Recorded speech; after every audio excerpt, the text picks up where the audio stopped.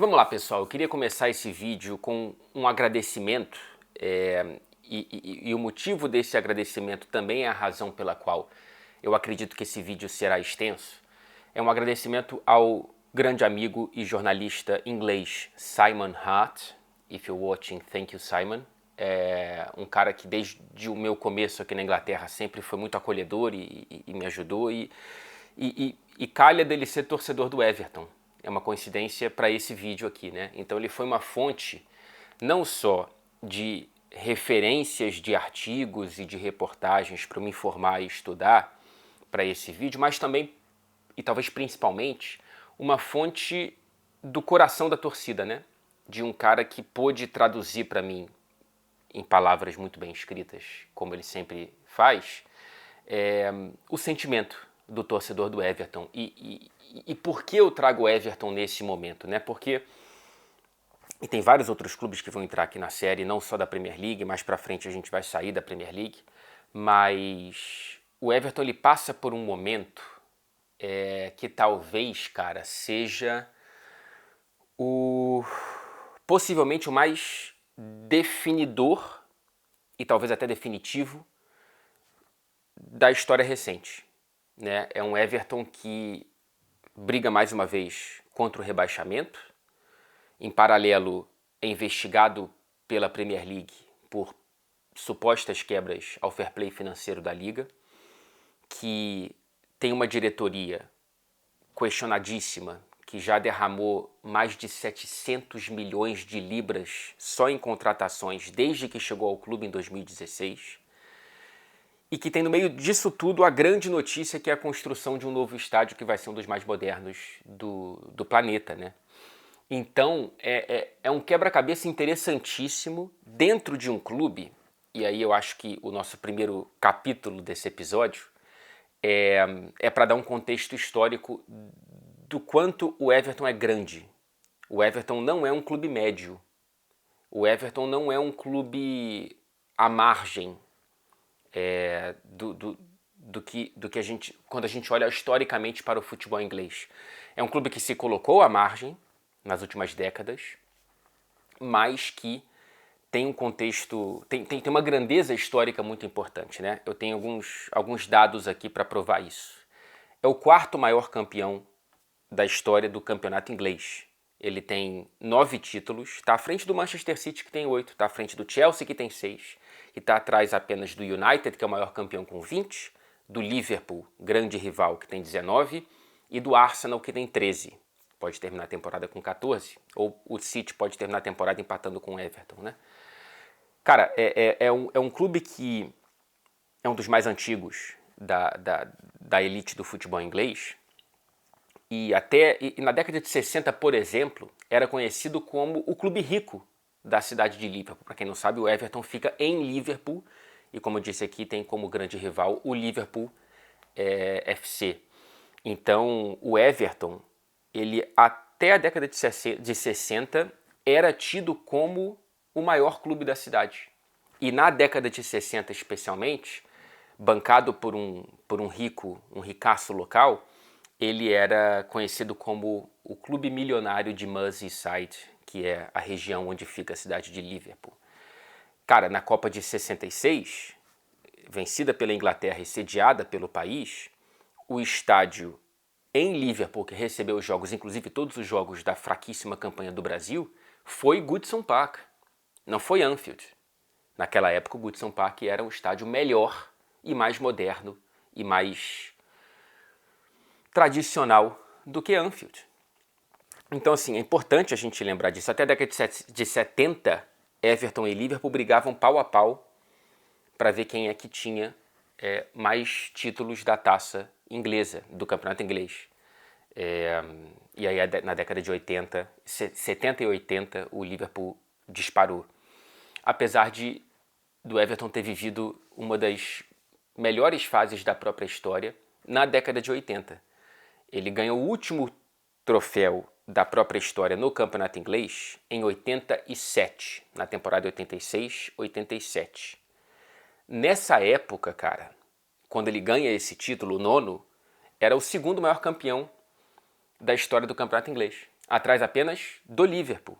Estava à frente do Manchester United, estava à frente do Arsenal. E desde então o Everton ele foi descendo a ladeira, congelado na própria história. Mesmo assim, quando a Premier League entra em cena, em 92, o Everton faz parte do que era chamado Big Five. Hoje a gente fala de Big Six. Era o Big Five: Everton, Liverpool, Manchester United, Arsenal e Tottenham.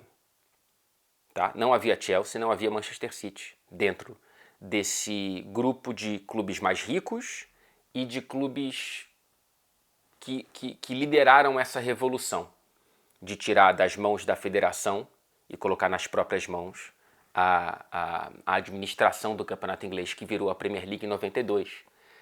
E o Everton nunca ganhou a Premier League. O Everton foi se colocando à margem por uma sequência de más administrações.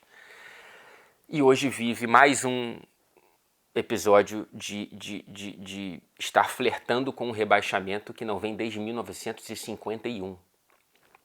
Conversando com o Simon, esse jornalista inglês, meu amigo, ele me fala que agora que o Oldham Athletic, um clube pequeno da Inglaterra, ele foi rebaixado para o futebol semiprofissional, dentro de todas as ligas profissionais da Inglaterra, segundo Simon, o Everton é o clube que viveu todo o século XXI sem sonhar com nada.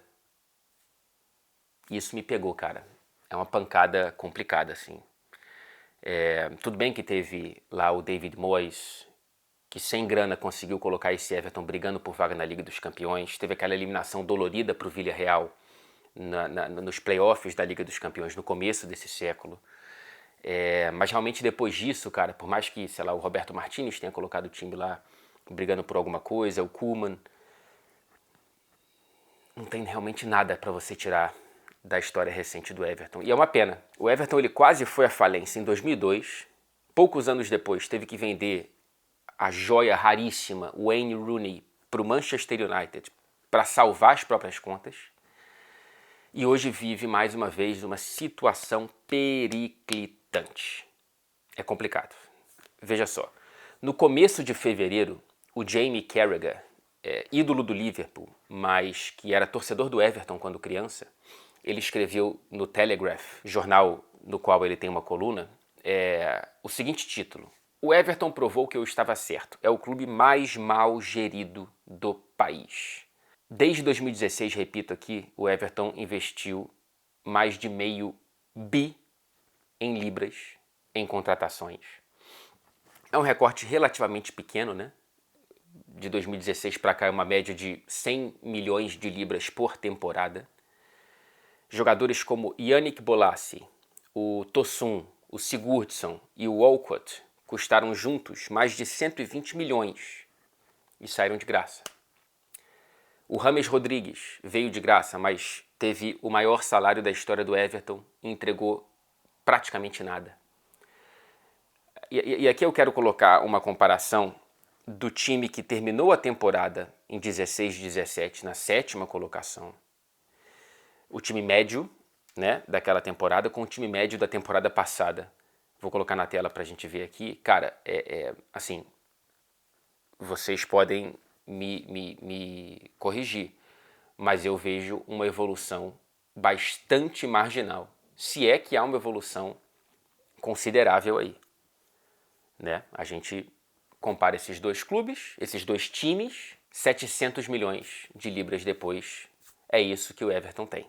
Ou tinha, né? Porque não coloquei essa temporada ainda, porque, enfim, acho que é melhor fazer um recorte de temporadas completas, de temporadas finalizadas. O time dessa temporada, ele tem menos nomes conhecidos do que da temporada passada, por exemplo, a venda do Richarlison.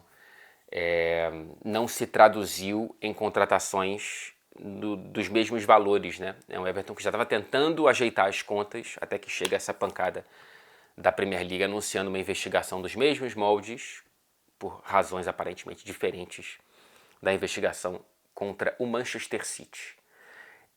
Nesse mesmo recorte, tá? 16 para cá, são 6 treinadores, 5 demissões. Ronald Koeman Sam Allardyce, Marco Silva, Rafa Benítez e Frank Lampard. Só o Carlo Ancelotti saiu porque quis. E sim, parece um universo distante ou até paralelo, mas poucos anos atrás o Carlo Ancelotti estava lá, treinando o Everton em Goodison Park. O atual campeão da Champions treinava o Everton. O que tem em comum em todas essas decisões? Desde 2016, o dono do Everton, o sócio majoritário, para trazer um termo mais técnico, atende por Farhad Moshiri. É um bilionário britânico-iraniano com negócios de mineração ligados à Rússia e ao Kremlin. Até o início da invasão russa à Ucrânia, o Alisher Usmanov, que, enfim, é o braço direito do Moshiri, ele tinha ações no clube e trazia também patrocínios para o Everton, foi afastado desde então, aparentemente só na teoria, tá? Há quem diga que, por exemplo, ele participou, o Usmanov, de entrevistas com os possíveis novos treinadores até a escolha do Shandait. Então, assim, não dá para dizer 100% que o Usmanov ainda não tem influência no Everton, mas voltamos para o Moshiri. Não dá para acusá-lo de falta de ambição. É um cara que chegou derramando esse dinheiro todo no Everton, mas é meio megalomaníaco e foram gastos direcionados de maneira muito errada, né? Uma das críticas que eu li muito sobre essa gestão Moshiri é como em diversos momentos da história recente o clube tinha mais de um diretor esportivo, tinha mais de uma pessoa apontando quem contratar, quando contratar. Teve uma janela que eu não vou lembrar qual foi, que o clube contratou 3 camisas 10 apontados por 3 diretores diferentes. Acho que foi 16, 17 ou 17, 18. O torcedor do Everton vai saber melhor do que eu. É só bote errado, cara. Praticamente é só bote errado. Impressionante. E nesse momento, o Moshiri, ele está em busca de novos investidores. Há quem leia nas entrelinhas uma vontade de venda total. Ele garantiu para os sócios torcedores que é uma venda parcial para trazer gente para o Everton ter mais condições de competir nesse mercado voraz da Premier League a curto e médio prazos. Inclusive há quem fale que a 777, parceira do Vasco hoje, é uma das interessadas em entrar nesse balaio aí do Everton. O ponto é, a torcida não aguenta mais a gestão Moshiri, tá? São diversos protestos, inclusive ninguém da direção vai aos jogos em Goodison Park desde meados de janeiro por alegarem que tem medo, não se sentem seguros o suficientes, porque a torcida cria um clima de hostilidade contra essa diretoria, contra essa gestão. E o único ponto positivo disso tudo é a projeção do novo estádio que já está em construção e tem projeção de inauguração para, sem ser a próxima temporada, outra 24, 25. Cara, é um estádio que promete ser o catalisador de possivelmente um ponto de virada na história do clube. De ser o catalisador de trazer o Everton de volta para o século XXI. E aqui cabe mais um contexto histórico, senta que lá vem a história. O tema desse momento é o estádio Goodison Park. Cara, o Goodison Park, ele não só é tradicionalíssimo, é o primeiro estádio de grande porte da história do futebol inglês, inaugurado em 1892, antes mesmo de existir qualquer clube profissional no Brasil, por exemplo. O Goodison Park ele foi referência de modernidade por grande parte da própria história. Curiosamente, antes de inaugurar o Goodison Park, o Everton jogava em Anfield. Não sei se vocês sabiam disso. O terreno era de produtores de cerveja locais ali de Liverpool, mas o Everton transformou o que era um pasto num campo de futebol à altura das condições daquela época e disputou a primeira partida. A primeira partida da história de Anfield foi em 1884, Everton jogando, 6 anos antes da criação do Liverpool. Enfim, eu acho essa história fascinante. Depois o Everton sai, o Liverpool é criado e assume a região de Anfield, inclusive a proximidade dos dois estádios é algo interessantíssimo, né? Menos de 1 quilômetro separa Anfield de Goodison Park, tem um parque no meio do caminho ali entre os dois estádios. Já fiz essa caminhada várias vezes, é bonito ver tamanha proximidade. Agora o Everton vai se mover mais para longe, né? Mas antes de entrar no novo estádio, eu quero lembrar que até década de 70, década de 80, o Goodison era essa referência de modernidade, foi escolhido em 66 para ser a sede da cidade de jogos da Copa do Mundo, só que ele acabou abandonado pelas gestões do Everton, tá? Inclusive, cara, desde a criação da Premier League, apenas 2,5 milhões de libras, 2,5 milhões de libras foram investidos na estrutura, na modernização da estrutura do estádio. É um crime, né, cara? É um pecado. É um absurdo que isso tenha sido feito com um estádio tão importante para a história do futebol inglês, do futebol mundial. Cara, um estádio que recebeu o último jogo de Pelé e Garrincha juntos pela seleção brasileira. Então, pelo nosso prisma já tem essa importância, né? Imagina pelo prisma inglês. Impressionante. Então, assim, em teoria, o melhor não seria ter um novo estádio, né? Era fazer o que o Liverpool fez com o Anfield, especialmente nesse século, que é você ir modernizando. É um pouco difícil, porque assim como o Anfield, Goodison Park é rodeado de casas, não é tão fácil você construir, mas poderia ter sido feito e não foi. Eu já fui a 2 jogos em Goodison Park, tem aquele charme, como tem o Craven Cottage do Fulham, que está sendo modernizado, como poderia ter sido o Goodison Park, e você tem colunas na frente de certos assentos. Infelizmente é um estádio completamente anacrônico e demoraria, se existisse hoje a criação da boa vontade, né, no passe de mágica, de modernizar o Goodison Park, o Everton não tem tempo para esperar. Já passou da hora. Agora, de fato, a melhor decisão para o clube é construir um novo estádio. Já houve essa iniciativa em outros momentos da história, mas a torcida, de maneira correta, é muito exigente, não tirar o Everton de Liverpool, do distrito de Liverpool, não tirar muito ele da cidade, e no fim das contas outros projetos não foram para frente por diversos motivos, e esse já está em construção numa região icônica da cidade, que é a zona portuária de Liverpool.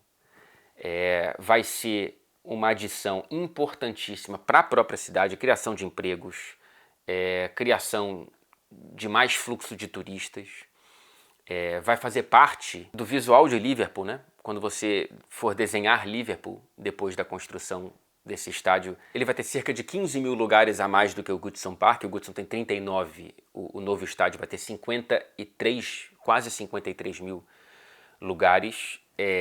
Vai reposicionar o Everton para o futebol moderno, como eu disse. Tem a questão dos ingressos, né? O Goodison Park praticamente não gera grana comercial suficiente para ajudar o Everton. Não tem praticamente nenhum camarote, setor VIP, que infelizmente são as demandas do futebol atual, especialmente aqui nesse país, cara. Então o novo estádio ele vai trazer ao Everton uma fonte de grana que não existe virtualmente. E vai ficar lindíssimo. As projeções, como vocês viram aqui, são animais, cara. Só que antes disso, o time precisa ajudar o clube, né? Imagina você gastar quase meio bi de libras para construir esse novo estádio, ou mais do que 500 milhões, e jogar a segunda divisão, né? Na primeira temporada, na temporada inaugural desse estádio. Então, o momento do Everton, agora, a curtíssimo prazo, faltam 10 jogos para o fim da Premier League, esse momento é muito importante.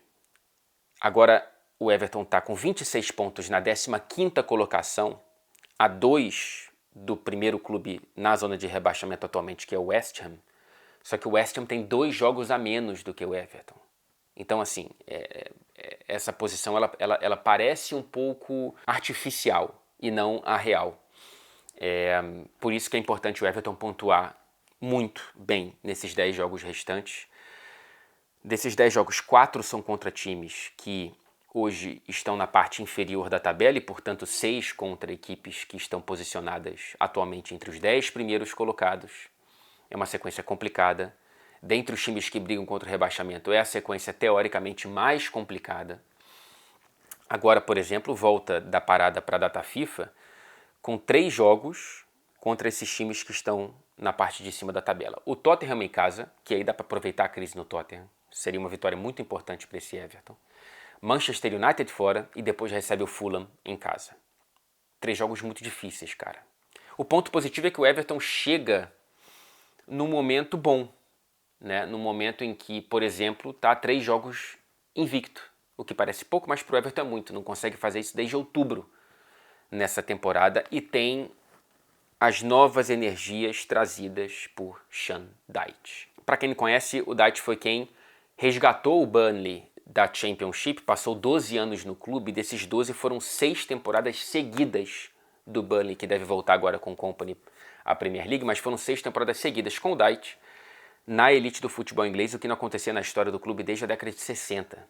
Então, assim, ele foi um agente transformador para a história do Burnley e que é o cara certo, parece ser o cara certo para esse momento do Everton. Conhece as profundezas do futebol inglês, é um técnico inglês, é um técnico que muitas vezes pode parecer pouco sofisticado taticamente, mas eu acho que esse é um olhar um pouco preconceituoso. O Dyche é um técnico muito competente, ele forma equipes competentes e isso já dá para ver no Everton, pelo menos do ponto de vista psicológico. Eu li algumas entrevistas com jogadores que jogaram com ele, que foram treinados pelo Dyche, e falam que ele mexe muito com a cabeça dos jogadores, ele é muito bom psicologicamente. E ele vem falando muito como esse Everton, ele precisa não ter medo de errar, ele precisa não ter medo de arriscar. E quem viu o último jogo antes da data FIFA, por exemplo, contra o Chelsea, que o time buscou o empate nos minutos finais em Stamford Bridge, o torcedor deve ter quase se emocionado de ver um Everton que não desmanchou, não desmoronou com o placar contrário, né? Com o placar contra si, com a derrota colocada no placar. E sim um time que buscou o empate, que acreditou que poderia empatar. Isso é muito importante, né? Ainda mais nessa briga de foice que o Everton vai ter que ter agora nessas 10 finais, nessas 10 rodadas até o fim da Premier League e a decisão desse futuro do time, do clube e da parte azul da cidade de Liverpool, que tenta voltar a sonhar, que tenta voltar a sorrir. E é complicado, né, cara? Assim, eu tento torcer para todos, mas não tem vaga para todos sonharem, né? Mas enfim, seria bonito ver o Everton voltando a ser o que sempre foi e a gente não viu.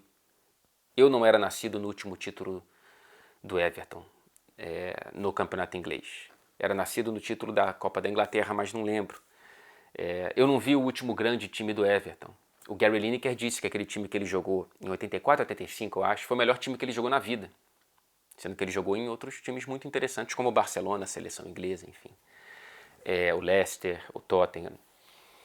Enfim, cara, vamos aguardar as cenas dos próximos capítulos, mas essa é a situação do Everton. Espero ter explicado a altura da exigência que um clube desse tamanho comporta. Até o próximo vídeo.